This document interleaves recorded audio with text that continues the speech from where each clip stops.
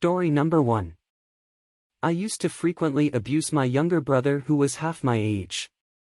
I used to abuse my younger brother. I was in my early teens, he was around half my age, maybe 6 or 7. I used to hit him a lot. I remember one instance especially, when it was just my younger brother and I at home. I had paused my game on the family computer and left for the restroom. When I returned, my brother was curiously messing around with the computer and somehow he had let my in-game character die. This enraged me. I grabbed his arm and threw him to the ground, and kept kicking him. I still remember seeing the fear in his eyes when I grabbed him with all my strength. As I was kicking him wherever I could, I heard the front door open, and heard my mother, so I grabbed his arm again, pulled him up, and while strengthening my grip told him to shut the fuck about this, or I'll do him worse next time. He nodded and wiped his tears. Although infrequent, this kind of abuse occurred until he was in his early teens. When I was in my mid-20s, I told my mother about this. I told her how I used to hit my brother and how I felt remorse. Hit was a euphemism, but I didn't have the balls to tell her I used to abuse him. She just said, "Really? I think he loves you very much, you're the only one he listens to." He would listen to me out of fear, I knew this. After leaving home at 18, I became much softer to my younger brother. I bought him birthday/seasonal gifts and tried to be as supportive as a brother could be. But I have never apologized to him. I am aware this is just an excuse, but I was abused by my father, and bullied at school for as long as I can remember. It was frequent and harsh, but the domestic abuse was mostly only towards me, which I am now grateful for. I just wish I didn't do the same to my brother. Although I am now physically bigger and stronger than my father, I still fear him. I still wouldn't dare question him. I can't imagine ever getting over this fear. I fear it may be the same case with my brother towards myself. I saw a dream today, where my little brother and I were both kids again and we were happily playing together as kids would. When I woke up, I instinctively knew in the dream was a world where I was never abusive towards my brother, and he genuinely felt safe with me. I remember what I had done to him and the innocence I may have robbed him of. I cried a little and decided I needed to confess to random people online. Currently I am in my late 20s, he is now a college student. He is doing well from what I can tell. He is now a tall, muscular, smart, very good-looking gentleman. I am very proud of him. A few months ago, he called me and told me how his college life is going, and of his future dreams. I was elated. I was just happy he telling me about himself. This is the first and only time since I left home over a decade ago. To my brother who will never see this, I am sorry for abusing you. No need to forgive me for what I have done, but please forgive your brother for not having the balls to apologize. I love you, champ. Edit. To people who don't understand why it can be so hard to apologize, allow me to give some background. We were raised in an old-school household where words meant nothing. We were taught to let our actions speak for ourselves. As abusive as my father was, he was a man of few words but led by example. For the most part, I have never once seen him shed a tear, never once complain, and he treated my mother with respect. My mother would always respect my father's decisions, never talked back. She stayed home, cooked dinner, and kept the house clean.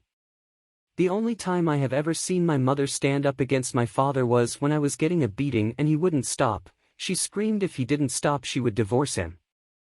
Since then I never got severe beatings on my mother's watch. I was always a happy boy when my father wasn't home, but I never felt that I was being abused, because this was my norm. I never felt like I wanted to run away, because that was all I knew. My depression only set in when I acknowledged the abuse, which overflowed me with pain, and I succumbed. So my reasoning were: 1. I was afraid that apologizing to him for abusing him would lead to acknowledgement and he might walk the same path of depression as I did. 2. Saying sorry carries little weight in our household. When I visited my Hispanic friend's house, they all hugged and kissed each other, even though they last saw each other that same morning. That was their household. If I brought that into my household, sure it wouldn't hurt, but it would be awkward as hell. So I tried to let my actions speak. 3. I wouldn't want my father apologizing to me for what he did to me, because just imagining it makes me feel uncomfortable, and I also understand where he comes from. That's how he was raised, that was the only way he knew to raise a son. When he learned from my mother that I was depressed, I only know this because my mother told me later, he started reading books on depression and tried to understand what I was going through. This was enough for me. I saw him last Christmas for the first time in several years. He's in his mid-60s now but looked much older than I remembered, much smaller, scrawnier. While I was waiting at the train station to pick him up, I didn't know at the time but he missed his train and was running about 40 minutes late. It was cold, but I patiently waited for him. After 40 minutes of looking at each and every face that could be my father, I saw him. He was walking with his usual grumpy face on, but the moment he saw me, he smiled and waved, seemed genuinely happy to see me. At that moment I remembered how much I loved this man. Sure, most of the beatings were out the blue, he may have just had a shitty day at work, and it was unfair to me. But he also raised me saying, life isn't fair. So why did one comment make me decide to apologize? The comment came from another younger brother who was abused by his brother, so it carried weight, and I thought of my brother as I read this comment. The commenter said he loved his brother but wasn't brave enough to ask him to be accountable, and I was assuming my younger brother was okay. I sat on the comment for a while. Read it over and over again. Commenter was right, I was assuming my younger brother was okay. I also wouldn't want my brother to feel he's not brave enough to ask for accountability when I was the one not brave enough to apologize. That's why. To the people who decided to personally attack me, or commented just to punch down on somebody else, allow me to get on my high horse for a bit and share my limited wisdom with you. Oftentimes in life, things are not this good, this bad, but in between. I am nobody to you and I'm confessing I abused my brother. It's a great opportunity to shit on or punch down on someone. I understand and I deserve it. I will take it. But before you go anywhere else on the internet and say something, understand there's a human on the receiving end. If you wouldn't say something to their face, don't say it. If you are someone who would say it to their face, I respect it 100%. But if there is someone in your life, who is close to you and you care for and love, when they are trying to do better, be supportive of them. I'm not saying kiss their ass and say, poor baby you did nothing wrong, but be understanding and respectful. If you can't relate with them, just don't say anything. Don't feel like you always need to say something. Just don't punch down on someone who is trying to do better, especially if you care about that person. Story number 2. I've picked up headphones lying on the ground which seem to have been lost. I found the headphones out of doors while walking my dogs. They're actually quite expensive since they're AirPods Pro and consequently they have a function to be found in case if they're lost. The thing is that I picked them up and immediately carried home. They were filthy so I cleaned them up and afterwards tested them if they worked. They luckily happened to be working, however the function got turned on and the headphones got located after I'd tested them. But I instantly switched off the function in greed and untied the headphones from the owner who might have found them if I had let the function work on. The thing is that I feel sorry, but not so much. At first I was sure that it was nothing and it was none of my business if somebody lost their property. I found them by chance, so who cares? I was in endeavor to hide the fact that I could have prompted them to be found and been honest with myself. However, I kept deluding myself that I had done nothing wrong and that was okay to find some kind of treasure and keep it. But I had a conversation recently with my fellow who helped me to come to honesty with myself and now I accept the greed and sin. I accept my act of dishonesty, but my fellow's certain that it is not merely the act of dishonesty, but that I'm a thief in addition. Story number 3. I assaulted someone when I was in middle school thinking it was okay. I haven't told this to anyone and I know I don't deserve to be forgiven. I am going to put the possibilities after the crime because I don't want people take this lightly. When I was in 7th grade I assaulted a girl by touching her boobs without her consent. Segment for my excuses, I guess. I was always a loner and had to move countries with my mom and her boyfriend because he did something illegal. Turns out the lawyers scammed them and there wasn't something illegal, in 6th grade. They would always fight and sometimes it would get physical where me and my mom would have to hide in a room. We moved back to my country around the start of 7th grade. I met some guys at school and I guess I wanted to be like them. I don't know how I wasn't able to tell that they were terrible beings. They would play with girls and stuff, so I guess I thought it was fine to be like them. So it happened after a while. She didn't show signs she was mad, but I can't even imagine how bad it must have felt.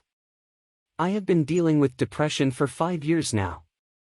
After staying at psych ward I got better, but I still hate myself so much that I have really hard time not hurting myself.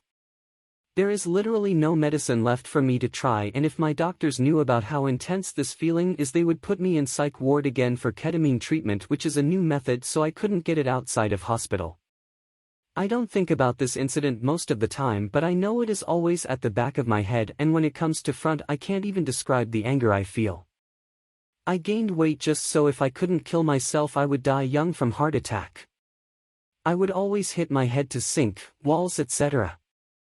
I cut myself many times. I attempted suicide many times, but I could only actually follow it up once.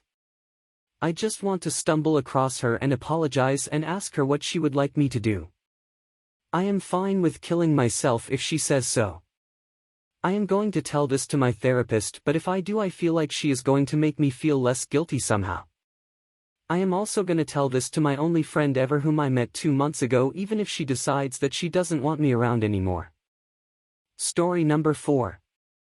I read my roommate's diary all year and then stole it when we moved out. In 2019 I got into college and started my first year with a random roommate. She was really rude to me despite trying to be a good roommate, and I would always clean the room, take out the trash, but she was always an asshole. I wanted to know why, so I dug around like the 3rd week and I found her diary. I started taking photos of it when she was in class and I would read it. I would make sure to put it back exactly like it was, and I never used it in our arguments. I kept that shit hidden from everyone, even my friends. I did this consistently every other day for 2 semesters and it was so addicting I couldn't stop. I learned so much about her and how she's mentally unwell, but she hides it really well. I couldn't help it was just so intriguing. Then COVID hit and I just wanted to keep sake, and when she was moving her shit out, I was about to get in my car and leave and I went in and made the intrusive decision to steal it, and I put it in my pants and my shirt over it and left. She never texted me about it or anything, never posted about it, nothing, absolute silence. She had quite a few people who didn't like her, and her friends and BF were really weird too. I legitimately think she doesn't know it's me. She had such a huge falling out with one of her friends and I really think it was because she thought she stole it. I know this is absolutely terrible, but I still have the book. It's been so long. It's just at my parents' house.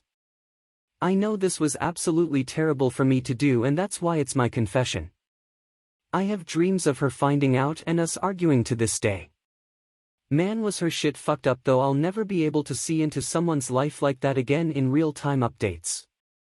Story number 5. I stole AirPods from the lost and found at my old job. When I was in high school, worked at a local YMCA part-time. We have a bunch of lost and found boxes for different items, clothes, electronics, jewelry, etc. After a while, if no one claims them, they end up getting donated. I noticed a pair of AirPod Pros sitting in the lost and found for a bit. More time passes and no one ends up claiming them. My boss says she's going to make a donation drop with the stuff we've had for a while and asks me to help her load some stuff into her car. As I'm carrying the stuff, I notice the AirPods are still in the electronic box along with a few other pairs of knockoff headphones and such. Without really thinking, I pocketed the AirPods and continued to load up the back of her car. She drives off and I go back to whatever I was doing that day. I ended up quitting the job once I left for college and I haven't been back since. I've even gotten offers to come back and help during the summer when I was home, but I rejected it as I got a better job elsewhere. Part of me definitely weighed the decision not to go back because of the AirPods, although at that point there was little to no way it could be traced back to me at that point. I still have them and use them to this day. Story number 6. I stole a whopping $50 to $100 each day when I worked as a parking attendant for a water park. When a car would pay for the parking, we'd give them a ticket. But I realized no one checked the lots for the parking tickets, so I would give most cars a ticket but not for some. After each car is gone and PPL ain't lookin', we had a little stand to sit under, and so I'd place the money in my shoe. I made ABT $5,000. It was a minimum wage job in the 98-degree sun, or it would be torrential downpour and thunderstorms. I was young, so it helped me afford to go out on dates more and get car parts. Story number 7. My friends and I stole drinks from Starbucks in middle school. So for 2 years straight, me, 13, and my friends, 14 to 15F, used to go to the Starbucks that was like around the corner from our middle school, and we used to sit at a table in front of the counter where drinks were waiting to get picked up, and wait like 5 to 10 minutes, and whatever drink was still there in like 10 to 20 minutes we would just take it and then walk out of the Starbucks and then go to school, and I never got caught, and I only stopped because I moved, pensive face. Edit, I should have gave more details on how we did this, but I was too high. We'd go inside and sit at a table, then look to see what coffee was there already, then wait 10 to 20 minutes and take it. The coffee we took was not freshly made. If we took iced coffee, the ice would be melted. That's how long we waited. It's Starbucks policy to remake drinks if the customer didn't get theirs. And the employees knew what we was doing, but they couldn't say anything to the kids that was stealing because it's against the policy. Stop arguing in my comments is annoying. This happened 5 years ago and I don't even live in that area anymore. I'm in a whole new state, and to all of you who think I steal coffee now, as a 18-year-old, it's a good thing you don't get paid to think. Story number 8. I steal some small stuff from my work sometimes to make a little bit of extra money.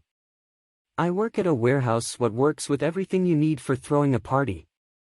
Tables, chairs, plates and glasses. Not only that, but also for making a kitchen on the spot like ovens, but some smaller stuff like decorative pieces or steel copper wires from technical services to strip and sell for scrap only if they toss it out. I never broke a machine to steal the copper or snap it off a machine that still works. I always take the copper of broken machines that can't be fixed or wires they throw out themselves.